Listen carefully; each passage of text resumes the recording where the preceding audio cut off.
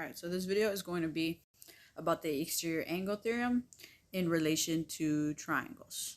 Okay, so we're going to go ahead and do two quick examples, and then we're going to go into the actual theorem, and then finally we're going to do the proof, and then we're going to get into a little bit more complicated examples. Okay, so right now, really quickly, you can, or you should be able to figure this out just by using what you know about triangles,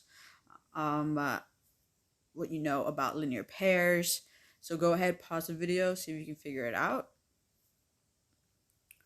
All right, for those of you that are going to try this right now, so let's see if angle A measures 65 degrees. So I can go ahead and I can put 65 degrees right there. And then angle B measures 55 degrees. So 55 right there. What does angle BCD? So first thing you need to be careful with is, what angle is this one? Now, looking at the diagram, I hope you can tell, but for right now, BCD is going to be considered. So let's just go through it. So it starts at B, and then it says go to C, and then it says go to D, okay? So that means you are looking for the angle that is going to be outside. Now, if you notice, it already has like a little red thing, but there you go, okay? So if ever you're given like an angle BCD, like a name with 3 letters, the letter in the middle, so C is going to be considered to be the vertex, and then B and D represent how to basically scoop out the rays. Okay, so you're technically looking for this angle right here on the outside. If you want to, we can call that one X, and in fact, that's what I'm going to do right now.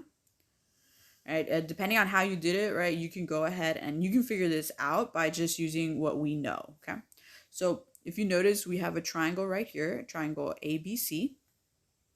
And so what we don't have is we don't have this angle right here on the bottom right inside the triangle. So what we can do is we can figure that out just by adding these two angles, which is equal to, what is that, 120 degrees. Okay, so those two angles equal 120. And so since we have a triangle, we know that triangles always have to add up to, the angles always have to add up to 180 degrees. And so therefore that means that this angle in here, the one I put a question mark, that one is going to be equal to 60 degrees. Okay, and so now we can go ahead, and the next thing we're going to do is just zoom in on this section right here. Basically, if you can see it, which I hope you can, you're actually going to get a linear pair. Right, so you get a straight line, and then it's being broken up into 2, which one of them is 60, and then the other one is X, basically what we're looking for. And so I hope we know by now, a linear pair is always going to equal to 180. And so if you already have 60 degrees to get to 180, you're going to go ahead and you're going to need 120 degrees more. Okay, so based off of this picture, right, initially what we had 2 angles, and then we had the X on the outside. We know that, I'm going to put it right here. I'm going to write it like this. Measure of angle B, sorry, let's do that. BCD is equal to 120 degrees. Okay, so really quickly, right, if you notice, that's why this is considered to be the exterior angle theorem, because we're talking about the angle on the outside, the exterior of the triangle. So pretty much in the exact same way, let's go ahead and let's figure this one out. Measure of angle A is 30 degrees. Measure of angle B is 70 degrees. We're looking for, again, BCD. So BCD, so we're looking for this angle. Okay, so I'm going to go ahead and put X there. And then this angle is going to help us, basically, again, to do the linear pair. So these two together equal to 100. That means that this angle on the inside has to be equal to 80 in order for it to, get to 180 for a triangle. And so again, we have, looking at this one, a linear pair where one of them is 80 and X. And so that automatically means, since it's a linear pair and linear pair always has to equal to 180, that means, I'm not going to put X, sorry, I should put measure of angle BCD is equal to 100 degrees. Okay, so there you go. That's how you can figure out the exterior angle theorem. Now, what I want you to basically see here is, do you notice a pattern, right? There's always a pattern, right, in math, and that's why it's really, cool and interesting to figure out by yourself. And so if you look at it, you see that the two interior angles that I gave you all the time, if you add those two, it equals to the exterior angle. So once again, if we add these two, the interior angles, it equals to the exterior angle.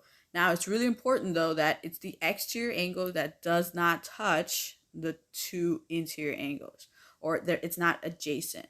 So I should write that down. So the exterior angle, okay, so the exterior angle is the angle that is, let's say, non-adjacent. Okay, that basically means not next to the two interior angles. You're going to have to be able to do this proof, okay? So I put C there if you noticed. Think about the two examples we did already. Really try to think about, why does this work? Now, I showed you examples where it's actual numbers, but now let's see the reason behind it, or basically a proof. You can do a 2-column proof if you want to, or you can just, do a little paragraph, bullet points, where eventually you're going to get to the to what we want, which is angle A plus angle B equals angle D, based off of how I drew it, okay? Based off how I drew the diagram, okay? So pause the video, see if you can do it. I'll go ahead and start it off. So the only thing that we have right now is, well, you have a triangle and you have a linear pair. So that's really pretty much the only thing I can say. So if you really think about it, we can go ahead and say angle A plus angle B plus angle C is equal to 180 degrees, because that's, the triangle. And then we also have the linear pair there with C and D. So we can go ahead and say angle C plus angle D is also equal to 180.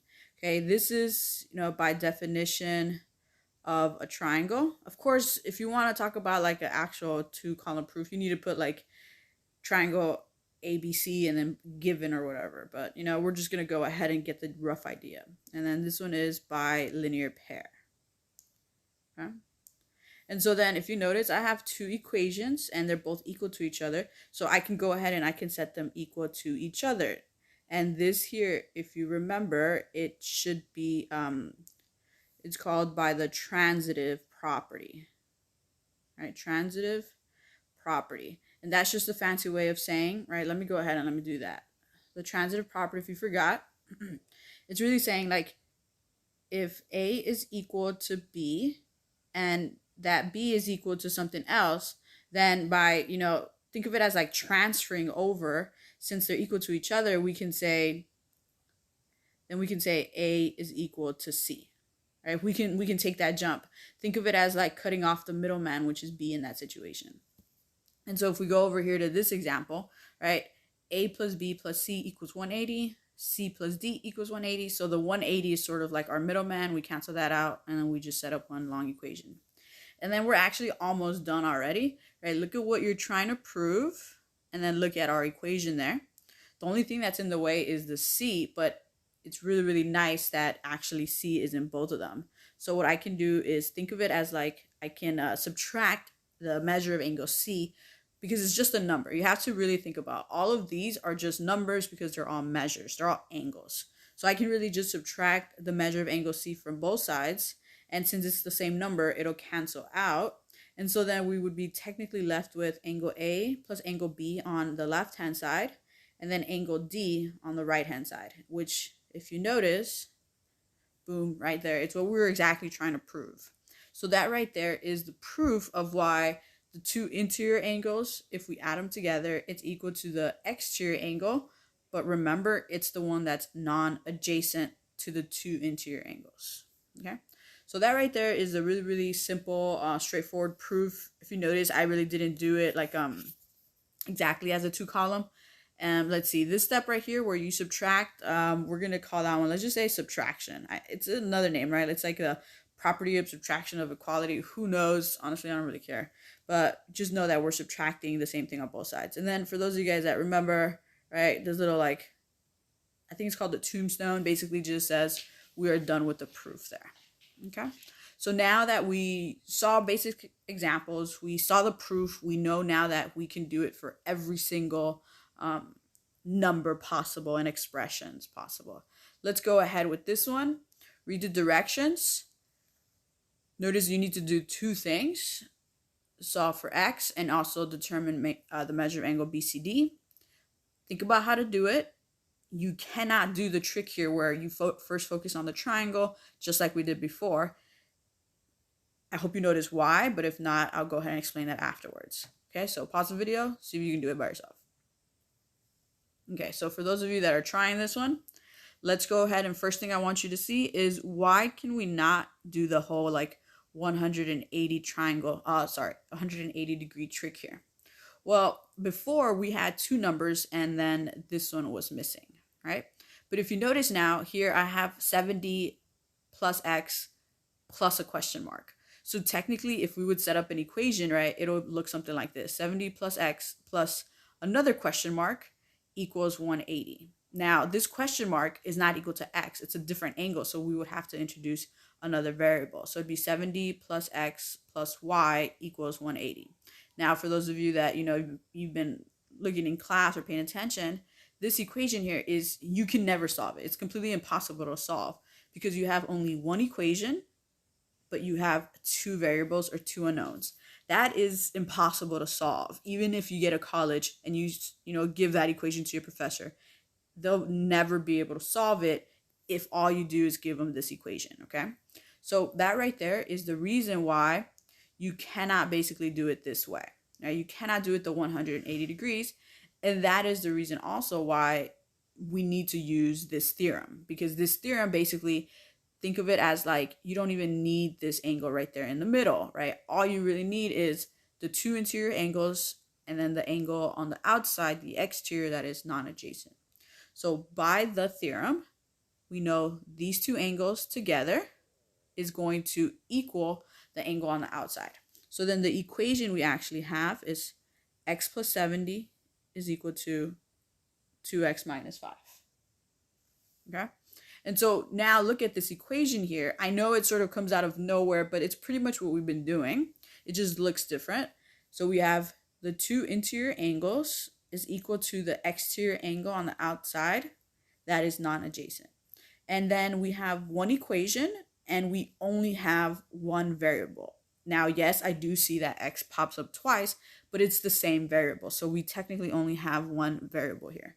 We can go ahead now and, isolate the variable, move stuff over to the other sides, and then solve for x. So I'm going to go ahead and subtract x on both sides just to avoid working with negative numbers. Let me go ahead and erase these lines for those of you guys that are going to get confused. So x minus x is going to equal to 0. We bring down the 70. 2x minus x is equal to just x, or 1x. If you want to write the 1 there, it's completely fine. Trying to isolate the variable, so I need an inverse operation, this 5, to get it out of the way. Negative 5 plus 5 is equal to 0. And so we bring down our x. If you want to put the 1 there, you can. It's okay. It still means the exact same thing, okay? And then 70 plus 5 is 75 degrees. So there we go. Solve for x. X is equal to 75 degrees. So that's the first part, okay? Do not forget to read your directions to be able to get your full points and your full understanding of the problem, I guess. And so the second part is determine the measure of angle BCD, okay? So let me go ahead and change color. So there you go. Measure of angle BCD. So based off of the name, BCD is considered to be that angle right there. And we know that that angle is equal to 2x minus 5.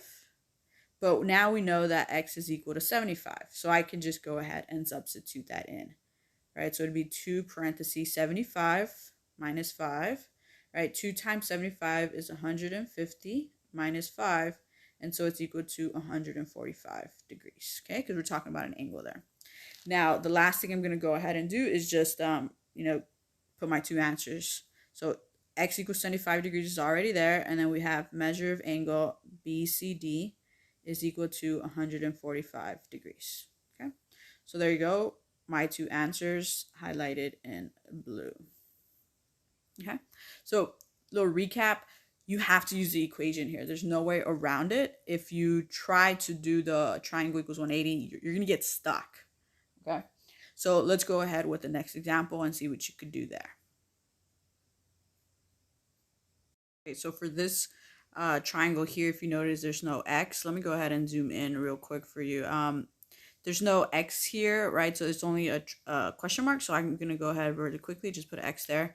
If you notice, there's no other expressions, nothing like 2x minus 4 or anything like that. So we can go ahead and just use the exterior angle theorem to go ahead, either set up your equation and then solve, or you can also decide to do it using a linear pair right here, and then you can figure out what this angle is and then the whole 180. You know, there's a lot of different ways of solving this when it looks like this, when we don't have expressions and when we have actual numbers. So I'm going to go ahead and set up my equation, which by now you should be okay with it, which is the two interior angles added together is going to equal to the exterior angle, as long as it's not right next to it or it's not adjacent to the interior angles that I'm talking about. So let's go ahead, and it'll be x plus 50 degrees is equal to the exterior angle, which is 120. So we can go ahead and subtract 50 degrees on both sides, and then that is going to be equal to, what is that, 70 degrees. Okay, so there you go. The question is asking for the measure of angle U, which is 70 degrees, and that is our final answer. So this example was way easier than the one we just did, but I just want you to see and be able to do examples, like different ones. So let's go ahead with the next one. If you notice there, again, kind of similar to the previous one, pretty much using the same numbers anyways, but now let's just read the directions. Solve for the measure of angle TUY. So, I mean, in the diagram, it already sort of has a question mark there, but if you don't know how to figure that out, you need to go in order, okay? So T goes first, so I'm going to go ahead and put my dot there, and then it's basically, it tells you go to U and then go to Y. So T and then go to U and then go to Y. So you're basically scooping out this angle right here. That's why the X, I'm going to put it right there. I mean, the question mark was there already from the beginning, so you could have just done it that way, but I want you to know how to read angles. So let's go ahead. Remember what the theorem is. The two interior angles added together is going to give you the exterior angle. So we have 70 plus 50 because both of those are on the inside. And then that's going to equal to the exterior angle, which I'm going to go ahead and put X there. And if you notice, my variable is already isolated. So this is the example where I do not need to, do inverse operations or anything. Okay, so I'm not going to leave it as X. I'm actually going to put it in the format here that the question had it. So the measure of angle TUY is going to equal to 120 degrees. Okay, so let's go ahead to the next example. If you notice here, we have expressions. We have something plus x equals something, or minus something. So here we cannot use the 180 trick or anything like that. You're gonna have to use the theorem here. So we're gonna see two interior angles. So these are my two interior angles. It's gonna equal to the exterior. Okay, so it's gonna be 30 degrees plus 4x. Sorry, that doesn't look like a 4. Plus 4x plus 2 is equal to 8 plus 6x. If you notice here, we have x on both sides. We have constants, so we're going to have to go ahead and combine like terms. Okay. So 30 plus 2 would give me 32 plus 4x equals 8 plus 6x. And we go ahead and isolate the variable.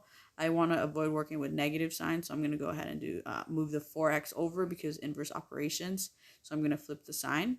That's going to equal to 0. So 32 is going to equal to 8 plus 2x. There's several different ways of solving this. You don't have to follow the steps that I'm doing exactly, right? You could have moved the 6x over if you wanted to. What is that equal to? 26. Okay. So then after that, we're going to go ahead and divide by 2. So the steps are going to be a little bit different if you decide to move the 6 over or move the 8 over, but it's going to end up giving you the exact same answer. That there is extremely important. That's something that you need to understand, okay? So right there, x is equal to 13. usually for these examples, it's going to be pretty straightforward because either the picture is already going to show you only the interior and you have to figure out or you have to add them to the exterior. The only way that it'll get really complicated is if I start throwing in like other triangles in there, more complicated shapes. So let's go ahead to the next example. Pause the video, see if you can try to do this one by yourself. Okay, so with this example here, pretty much the exact same thing as before. We're going to go ahead and set up our equation and then solve. Interior angle is this one. The other interior angle is that one. I'm going to go ahead and do it with 2 lines just to, just so you won't assume that they're congruent because we just don't know.